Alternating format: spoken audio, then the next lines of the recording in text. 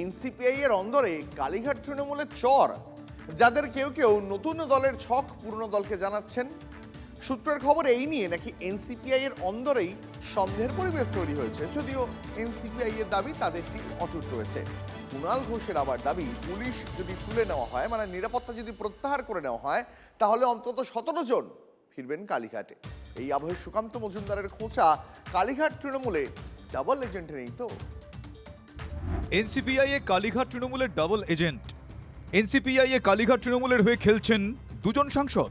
2 মাসেই তৃণমূল ত্যাগী 20 জন সাংসদের মধ্যে অবিশ্বাসের বাতাবরণ।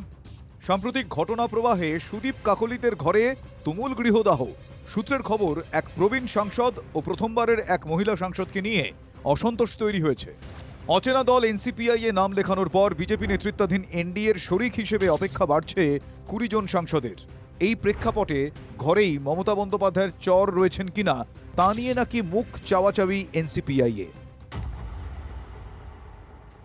সিপিআইয়ের সূত্রে একদম বলা চলে, সেখান থেকে তাদেরই কয়েকজনের বক্তব্য ধরেই আমরা টিভি9 বাংলা এটা বলছি যে ভিতরেই এক একজনকে সন্দেহ করছেন, এমন একটা পরিস্থিতি তৈরি হয়েছে।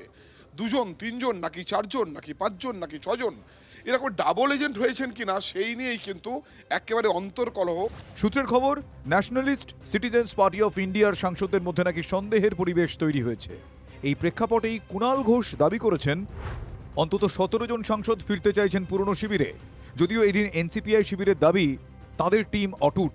পুলিশটা সরিয়ে নিন না, 17 জন এমপি আর এনসিপিআই নাম করবে না, 6টা মমতাদির পাশে থাকবেন। আমরা 20 জন ছিলাম, আমরা 20 জন আছি। ইনফ্যাক্ট বাড়তেও পারে, বলতে পারছি না কজন আসবে, বাট বাড়তেও পারে। দিদি বুঝে নিন এবার। শুধু সংসদীয় দল নয়, তৃণমূলের বিক্ষুব্ধ পরিষদীয় দল নিয়ে ইঙ্গিতপূর্ণ মন্তব্য করেছেন মমতাপন্থী কুণাল।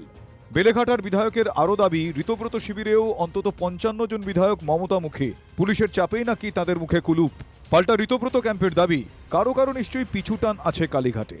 পুলিশটা সরিয়ে নিন না, পুলিশের খেলাটা বন্ধ করুন না।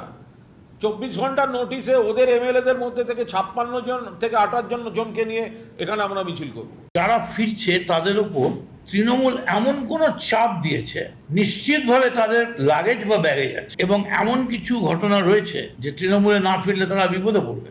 তাহলে কি তৃণমূলের বিদ্রোহী বিধায়ক শিবিরেও ফাটল, নাকি এটা নিছকই বিদ্রোহীদের উপর কালীঘাট শিবিরের চাপ তৈরির কৌশল? এখন হতে পারে যে তৃণমূল কংগ্রেসের ভেতরেই হয়তো অনেক ডবল এজেন্ট থাকতে পারে, যে কয়েকজন তৃণমূল কংগ্রেসের এমপি বেঁচে আছে এখনো, তাদের মধ্যেও হয়তো থাকতে পারে। তবে কি জোড়া ফুলে ধুরন্ধররা রয়েছেন, যারা এক শিবিরে থেকে আরেক শিবিরে সব খবর দিয়ে চলেছেন? অবিশ্বাস সন্দেহের বৃত্তটা কিন্তু ক্রমাগত বড় হচ্ছে। তন্ময় প্রামাণিক, জ্যোতির্ময় কর্মকারের রিপোর্ট, টিভি9 বাংলা। টিভি9 বাংলা, সুস্বাস্থ্য 2026। যাদের হাতে আমাদের প্রাণ, তাদের জানাই সম্মান। যে চিকিৎসকরা আমাদের জীবনটাকে ঘিরে রেখেছেন, তাদের সম্মান জানাবো আমরা। টিভি9 বাংলা হেলথ কনক্লেভ, পুরস্কার যেগুলো দিচ্ছেন তার জন্য চিকিৎসকরা উদ্বুদ্ধ হয়। স্বাস্থ্য পরিষেবায় সেরার সম্মান।